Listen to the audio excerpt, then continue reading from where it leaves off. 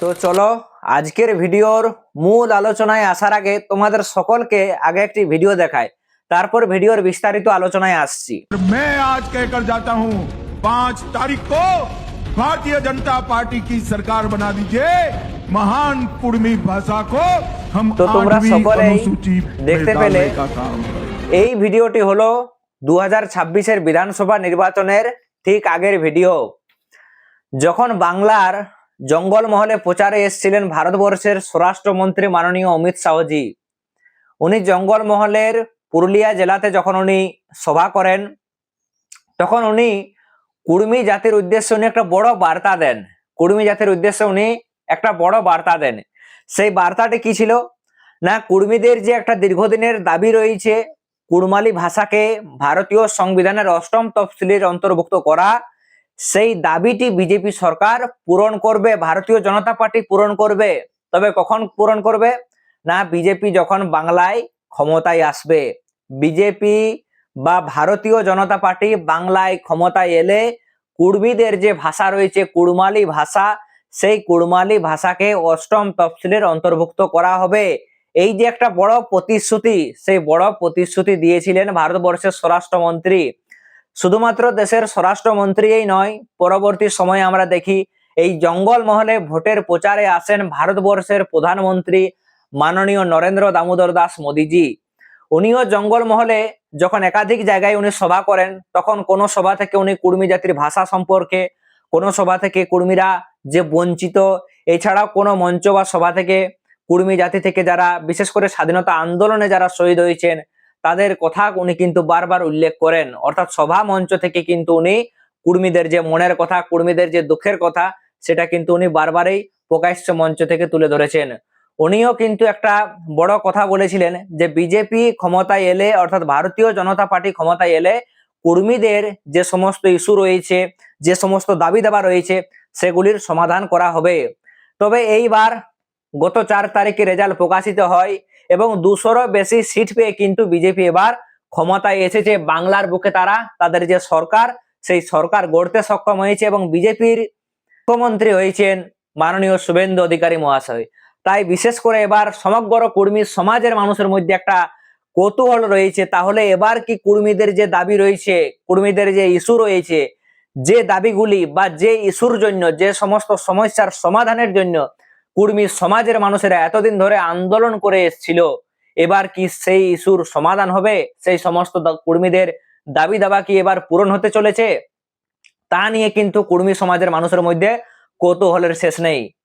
কারণ ভোটের আগে আমরা সকলেই মোটামুটি কম বেশি জানি যে কুর্মী সমাজের যারা বড় মাপের নেতা ছিলেন বা লিডার ছিলেন, তারা কিন্তু কুর্মীদের যে দাবি পূরণ, সেই দাবি পূরণের বিষয়ে বলতে গিয়ে ওনারা কিন্তু পরিষ্কার বিজেপি অর্থাৎ ভারতীয় জনতা পার্টিকে সমর্থন করার কথা ঘোষণা করেছিলেন এবং পুরো জঙ্গলমহল থেকে তৃণমূলকে সাফ করার ডাক দিয়েছিলেন।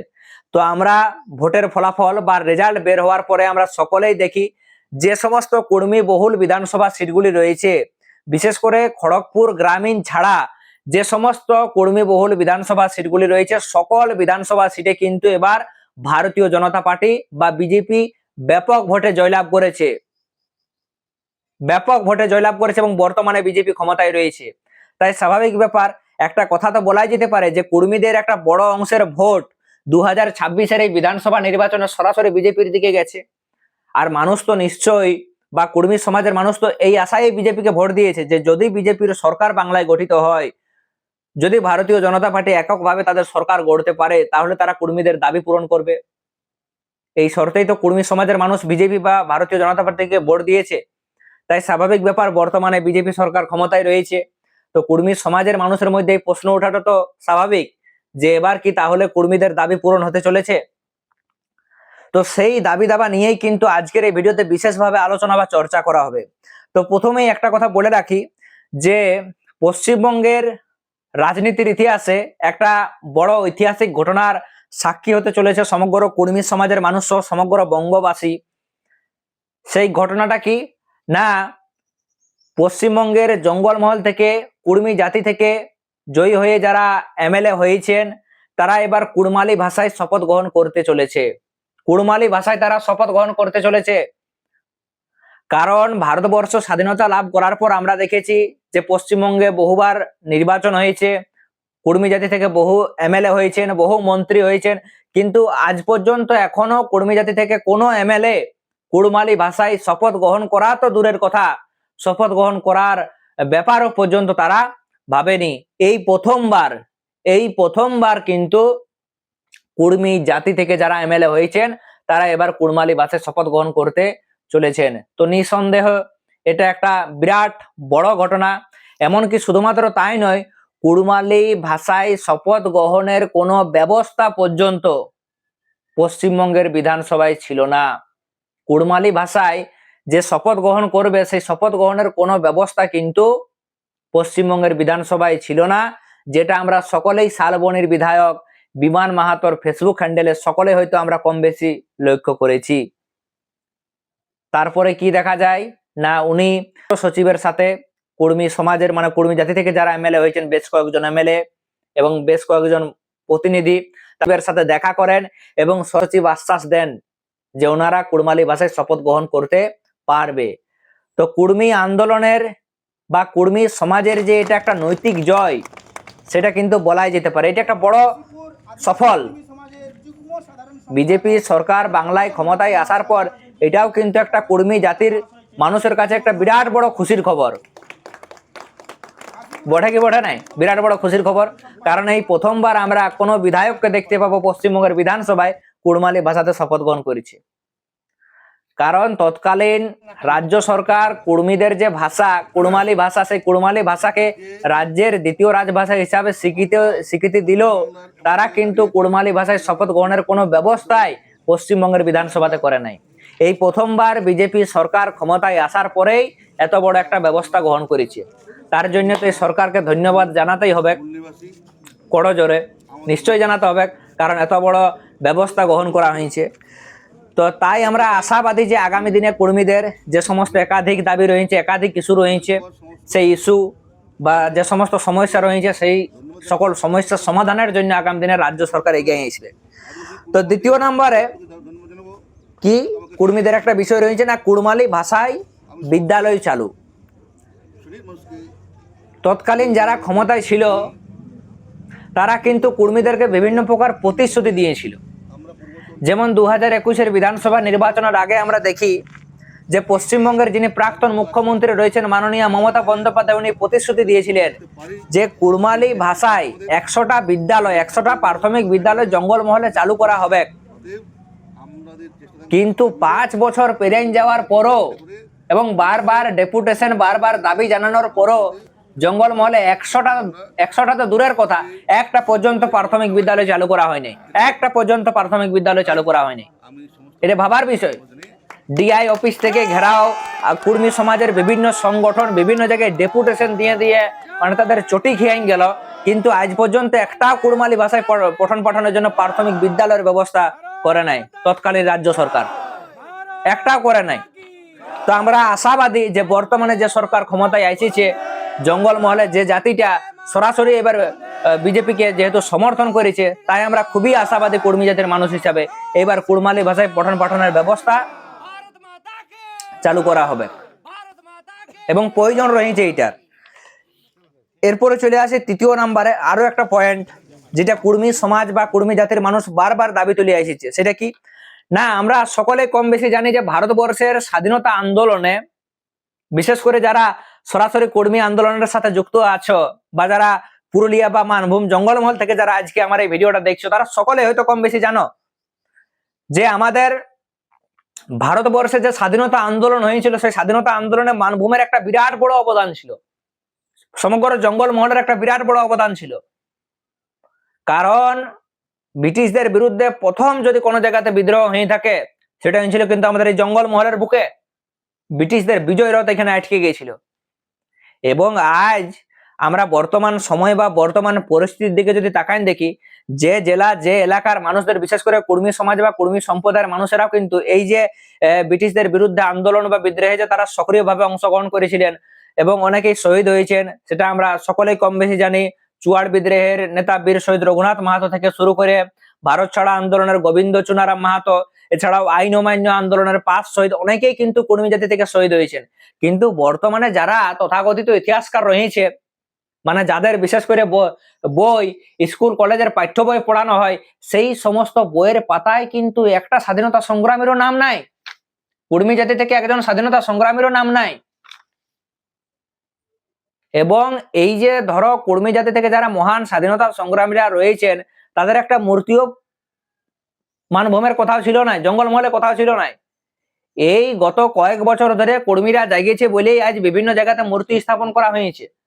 তো যাই হোক, আমরা আশাবাদী যে এইবার কুর্মী জাতির যে সমস্ত স্বাধীনতা সংগ্রামীরা ছিলেন, যারা দেশের জন্য শহীদ হয়েছেন, যারা দেশের জন্য নিজেদের জীবন উৎসর্গ করেছেন, তাদের নাম, তাদের বীরত্বের কথা যাতে ইতিহাসের পাতায় এবার উল্লেখ থাকে।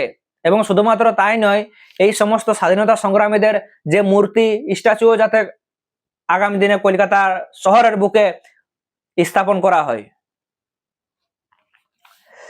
এরপর চলে আসি 4র্থ নম্বরে। আরেকটি বড় দাবি বা ইস্যু রয়েছে, সেটা কি না, কুর্মীদের যে দীর্ঘদিনের ডিমান্ড যে কুড়মালি ভাষাকে 8ম তফসিলের অন্তর্ভুক্ত করা। তো যেহেতু দেশের প্রধানমন্ত্রী থেকে শুরু করে দেশের স্বরাষ্ট্রমন্ত্রী সকলে কিন্তু কুর্মীদের এই ভাষা নিয়ে চর্চা করেছেন যখনই ওনারা জঙ্গলমহলে বিধানসভা ভোটের প্রচারে এসেছেন। এমনকি দেখা যায় আদিবাসী কুর্মী সমাজের মুখ্য উপদেষ্টা মূলমান্তা অজিত প্রসাদ মাহাতোর সাথে দেশের স্বরাষ্ট্রমন্ত্রীর একটা বৈঠক হয়েছিল, এবং সেখানেও আশ্বাস বা প্রতিশ্রুতি দেওয়া হয়েছিল যে এইবারে যে অধিবেশন আসবে, সামনে যে কেন্দ্রের যে অধিবেশন আসবে, সেই অধিবেশনে এবার কুর্মীদের যে ভাষা রয়েছে কুড়মালি ভাষা, সেই কুড়মালি ভাষাকে 8ম তফসিলের অন্তর্ভুক্ত করা হবে। তো যাই হোক, বিজেপি সরকার অর্থাৎ ডবল ইঞ্জিনের সরকার এবার প্রতিষ্ঠিত হয়েছে। তো এটার ব্যাপারেও কিন্তু আমরা 100% আশাবাদী যে কুর্মীদের এই ডিমান্ড বা এই দাবিটা আগামী দিনে পূরণ হবে কি, যেহেতু এত বড় বড় নেতারা প্রতিশ্রুতি দিয়েছে এবং এখানে কোনো বাধার প্রশ্ন উঠছে নাই। কারণ বর্তমানে রাজ্য বিজেপির সরকার ক্ষমতায় রয়েছে এবং সেন্টারও বিজেপির সরকার ক্ষমতায় রয়েছে, ডবল ইঞ্জিনের সরকার। তাই এইটার ব্যাপারে কোনো আর দ্বিমত নাই। তো এই দাবিটাও আশা করা যায় যে আগামী দিনে পূরণ হবে, এবার শুধু সময়ের অপেক্ষা। তারপরে আরো একটা বিষয় রয়েছে কুর্মী জাতির যে বিভিন্ন পরবের ছুটির দাবি। সেটা আমরা সকলেই জানি যে বিশেষ করে আমরা বিগত সময়ে দেখা যায় যে কুর্মী জাতি কিন্তু তাদের যে বিভিন্ন পরববালি রয়েছে, সেই পরববালিতে ছুটির দাবিতে কুর্মীরা বারে বারে আন্দোলন করে আসছিল। এবং সেই পরবটা যে শুধুমাত্র কুর্মীদেরই লয়, এই জঙ্গলমহলের যারা আদিবাসী গোষ্ঠী রয়েছে, যারা মূলবাসী রয়েছে, তাদেরও কিন্তু এটা এই সমস্ত পরবগুলা প্রধান পরব বা প্রধান উৎসব। সেই পরবে যাতে এবার ছুটি দেওয়া হয়, সেটার জন্য আশা করা যায় এবার রাজ্য সরকার যথাযথ ব্যবস্থা গ্রহণ করবে। এরপরে চলে আসা যাক আরো একটা দাবি বা ইস্যু নিয়ে, যেটা নিয়ে বেশি লটপট হয়েছে, যেটা নিয়ে বেশি গলা জলে মাছ ধরতে অনেকে নেমেছে। সেই বিষয়টা কি না, সেই বিষয়টা হচ্ছে কুর্মী জাতির সিআরআই রিপোর্টের উপর কমেন্ট এন্ড জাস্টিফিকেশন।